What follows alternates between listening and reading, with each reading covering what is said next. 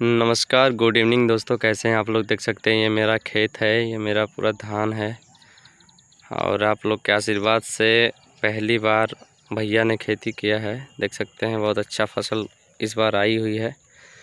देख सकते हैं पूरा खेत मेरा है, पूरा दिखाई दे रहा है लंबा। देख सकते हैं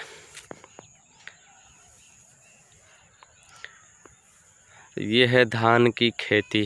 देख सकते हैं पूरा खेत है अपना, ये भी अपना ही है ये वाला और ये वाला, दोनों देखे बीच में डांड है, दोनों अगल बगल अपना ही है। देख सकते हैं पूरा लाजवाब इस बार की धान आया हुआ है। ये बीज है, देख सकते हैं आप लोग कितना प्यारा है। तो दोस्तों ऐसे ही बने रहिए हमारे वीडियो में, बहुत सारा वीडियो बना के दिखाएंगे आपको अपने धान की खेती के बारे में। तो देख सकते हैं ये खेती है हमारा धान का और मम्मी काट रही हैं, हमारी माता जी धान काट रही हैं, देख सकते हैं आप लोग। और दीपावली पे काटा जा रहा है चूरा के लिए और नया नया चूरा कुटाया जाएगा पूजा पाठ करने के लिए। तो देख सकते हैं ये मेरी माता जी हैं, काट रही हैं,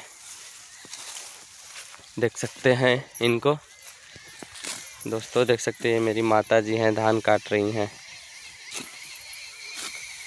ये है ज़बरदस्त खेती, इसी को बोलते हैं खेती।